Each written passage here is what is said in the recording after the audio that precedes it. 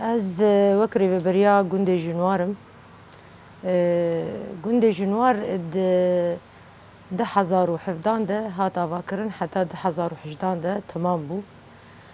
Wek em dizanin yanî li ser asta Rojhilata Navîn gundê